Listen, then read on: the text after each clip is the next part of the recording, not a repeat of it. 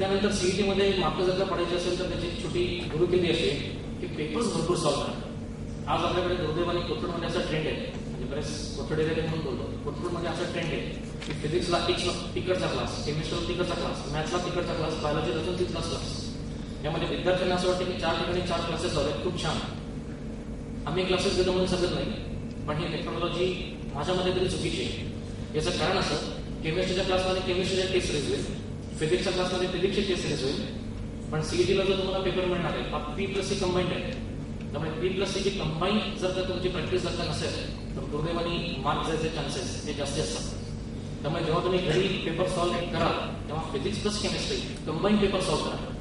फिजिक्सचा paper पुस्तकात physics असेल, केमिस्ट्रीच्या पुस्तकात केमिस्ट्री असेल, वाटलं तर ते टेअर ऑफ करा, 2 पेपर फाडा. 1 ते 50 फिजिक्स आहे, बऱ्याच पुस्तकांमध्ये पुन्हा केमिस्ट्रीचा सिरियल नंबर टाका 1 ते 50च आहे. इथे विद्यार्थ्यांची गफलत होते, कारण आपल्याला 1 ते 50 बघायची सवय असते आणि सीईटी मध्ये केमिस्ट्रीचा नंबर येतो ना बरोबर 51 ते 100 येतात. त्यामुळे फिजिक्स प्लस केमिस्ट्रीचे जे पेपर्स आहेत ते विद्यार्थ्यांनी सॉल्व्ह करायची प्रॅक्टिस ठेवा. घड्याळ लावायचं 90 मिनिटांमध्ये, 1.5 तासामध्ये आपल्याला P+C सॉल्व्ह करायचं आहे. तुम्ही 90 मिनिटं म्हणून 90 मिनिटं युटिलाइज नका करू. हा P+C जो पेपर आहे हा तुमचा 70 ते 75 मिनिटांमध्ये कसा होईल याच्यावरती प्रयत्न करा. सो ऑटोमॅटिकली तुमचा हळूहळू स्पीड वाढेल. जी उत्तर आहेत ती मॅच करून बघा. सो तुम्हाला समजेल तुमचं स्पीड काय आणि तुमची ॲक्युरसी लेवल काय. And it's a matter of practice. थोडीशी स्पीड आणि ॲक्युरसी ही जर का वाढली तर सीईटी मध्ये नक्की चांगला मार्क पडते. कारण सीईटीची परीक्षा असते 2020 साठी असते, from the ball one you to score. आणि 12ची परीक्षा असते 20 साठी असते, थोडंफार प्लेट केलं तरी चालतात. 2020ची मॅच असल्या कारणाने डॉट बॉल देणं प्रॅक्टिकली फिजिबल असतं. पुढे जर मला एक सांगायचं वाटतं ते असं की केमिस्ट्रीच्या पेपरमध्ये 12 ते 15 न्यूमेरिकल्स आहेत. आता न्यूमेरिकल जर सॉल्व्ह करायचे असतील तर ज्या चॅप्टरमध्ये न्यूमेरिकल्स आहेत, thermodynamics, electrochemistry, nuclear chemistry, equilibrium properties, equilibrium, याच्यामध्ये जे कायमस्वरूपी लागणारे फॉर्म्युले, जे कायमस्वरूपी लागणारे इक्वेशन्स आहेत ते एका कागदावरती घेऊन काढा. कागदावरती चिकटून ठेवायचं आणि येतं जातं की जे फॉर्म्युले ते समराईज करा. आता आपल्याकडे भरपूर वेळ असतो. परवाच आपण एक क्वेश्चन सॉल्व्ह करत होतो क्लासमध्ये, find out the bond dissociation energy for carbon carbon आणि कार्बन हायड्रोजन दिले असेल. आपल्या क्लास विद्यार्थी असेल तर त्यांना करायचे दाखवले. हा न्यूमेरिकल सॉल्व्ह करताना मी आंबा आणि पेरू हे करून सॉल्व्ह करून दिलं होतं न्यूमेरिकल्स. आता हे आंबा पेरू सॉल्व्ह करून न्यूमेरिकल सॉल्व्ह करायचे कुठल्याच पुस्तकात नाही. Then from where it comes हे मला गाडी चालवताना सुचलं. त्यामुळे विद्यार्थ्यांनी सुद्धा गाडीवरून येताना, बसमध्ये बसल्या बसल्या, सायकलून येताना, चालत येताना जे फॉर्म्युले हे कायमस्वरूपी समराईज करा. जर का तुम्हाला प्रश्न विचारला की रॉकेट आणि विमान याच्यामध्ये नेत्रदीपक गगनभरारी कोण घेतं? रॉकेट हे उडतं, विमान हे उडतं. मग याच्यामध्ये नेत्रदीपक गगनभरारी कोण घेतं? तर त्याचं उत्तर काय? रॉकेट आहे. विमानाचा पल्ला जर का 500 किलोमीटरचा असेल तर रॉकेटचा पल्ला नक्कीच त्याच्यापेक्षा जास्त असतो. मग जर का कारण विचारलं की रॉकेट इतकी छान गगनभरारी का घेऊ शकतं, टेक्निकल स्पेसिफिकेशन बाजूला ठेवा, पण त्याचं खरं रूप उत्तर असं आहे कारण रॉकेटच्या मागे आग लागलेली असते. तुमच्या मागे जेव्हा आग लागेल, पॅशन मार्कवाडीची जेव्हा आग लागेल, दॅट इज द टाइम तुमचा जो इनर ड्रीम आहे, इनर मोटर आहे, that comes in to the action आणि that is the real time to get the score. पण बाकीचे सांगितल्याप्रमाणे प्लेंटी ऑफ टोमॅटो टॉप आणि प्लेंटी ऑफ टोमॅटो बॉटम कुठल्या रूममध्ये राहायचं ते थोडंसं आपल्या स्वतःवरती अवलंबून. दुसरी गोष्ट अशी की फिजिक्स आणि केमिस्ट्रीला कंबाईन पेपर असल्या कारणाने विद्यार्थी करतात काय? काही विद्यार्थ्यांना फिजिक्स अवघड जातं, काही विद्यार्थ्यांना केमिस्ट्री अवघड वाटतं, काही विद्यार्थ्यांना दोन्ही अवघड वाटतं. सो काही विद्यार्थी, काही सगळेच, पण काही एवढ्या गटा म्हणायचं की एखादा ऑप्शन अपवाद असेल तर तो त्यातून केली नाही होतो. फिजिक्स अवघड आहे म्हणून फिजिक्सचा पेपर खूप वेळ सॉल्व्ह करतात. केमिस्ट्री सोपं आहे म्हणून केमिस्ट्रीकडे खूप लक्ष करतात किंवा बाईचं लक्ष असतो. केमिस्ट्री अवघड वाटत असेल तर केमिस्ट्रीचा पेपर सॉल्व्ह करण्यामध्ये खूप वेळ करतात आणि फिजिक्स सोपं आहे म्हणून फिजिक्सचा पेपर इग्नोर करतात. त्यामुळे याच्यापैकी एक सब्जेक्ट अवघड आहे म्हणून त्यातले मार्क जातात आणि दुसरा सोपा आहे इग्नोर केल्यामुळे मार्क जातात. सब्जेक्ट टोटल मार्क तर होतं काय? मार्क कमी पडले. सो या ज्या छोट्या छोट्या गोष्टी ज्या जर तुम्ही अवॉइड केल्या तर डेफिनेटली याचा फायदा अजून 12 तारखेला जी सीईटी याच्यामध्ये होईल.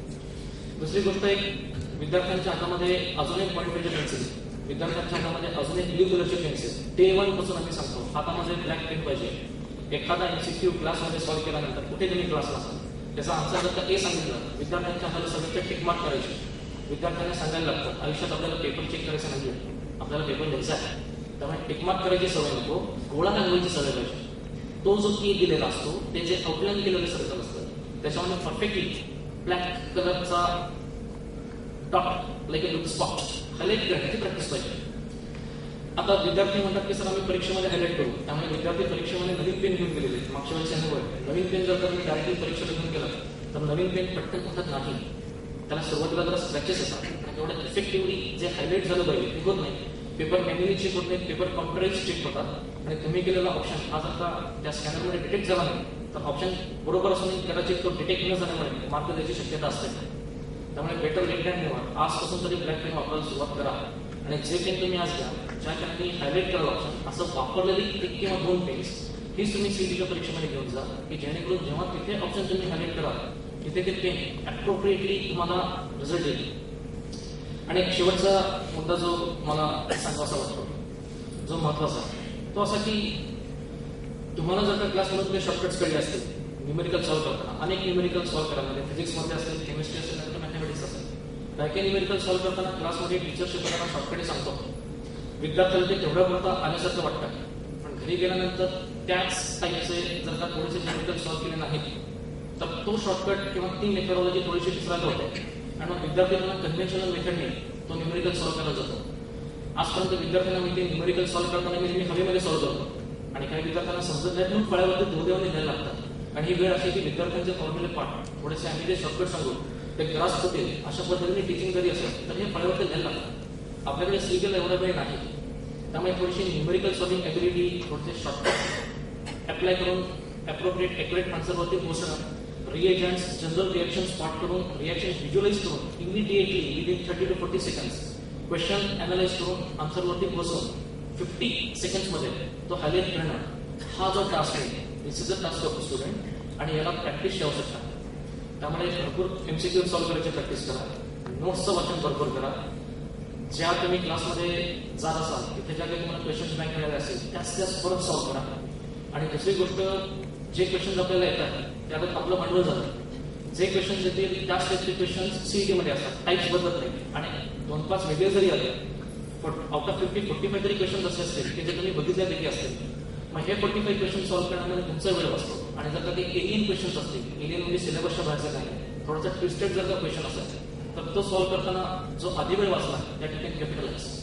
सो या पद्धतीने जर का तुम्ही अभ्यास केला केमिस्ट्रीचा तर डेफिनेटली केमिस्ट्रीमध्ये आणि सगळ्याच विषयांमध्ये स्कोर व्हायला नक्की फायदा होईल. आणि शेवटी एक स्टोरी सांगतो.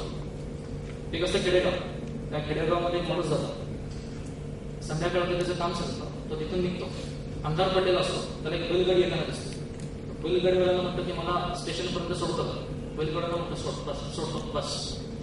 तो माणूस त्याला विचारतो की पैसे किती घेणार.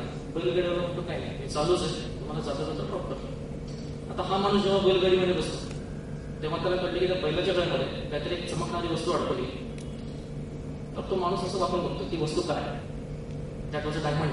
तो असतो हिरा, worth of crores of rupees. तर बैलगाडीवाल्याला विचारतो की बैलाच्या गळ्यामध्ये काय अडकवलं. तर बैलगाडीवाला म्हणतो काय नाही, काचेचा तुकडा, तर मला सापडला तो अडकला. या माणसाला कन्फर्म होतं की बैलगाडीवाला हे अडाणी, त्याला ते काय नाही म्हणून हा माणूस एक जस्ट खडा टाकून बघतो. त्यांना म्हणतो बैलगाडीवाल्याचा की हे मला पाहिजे, 2 रुपये देतो का. बैलगाडीवाला खूप विचार करतो आणि म्हणतो की 5 रुपये देतो, 5 रुपये. हा जो माणूस असतो त्याला कन्फर्म होतं की बैलगाडीवाला अडाणी, त्याला काहीच माहिती नाही. म्हणून हा परत त्याचाच मुद्दा लावून करतो की मला 2 रुपये द्या. बैलगाडीला म्हणतो 5 रुपये, 2 रुपये, 5 रुपये, थोडासा वाद वाढतो. हा माणूस म्हणतो मी उतरू. बैलगाडी म्हणतो उतरा. हा उतरतो, झाडाखाली बसतो, अंधारामध्ये बैलगाडी दिसेल अशी होते. आता हा माणूस विचार करतो की तो आहे हिरा, त्याची किंमत बरीच आहे, 2 रुपये किंवा 5 रुपये किंवा 100 रुपये काय. तो बघतो बैलगाडी अंधारात थोडीशी दिसेल अशी झालेली असते. पळत जातो, बैलगाडीला हात मारतो, मागून चढतो आणि बैलगाडीला हे 5 रुपये आणि ती.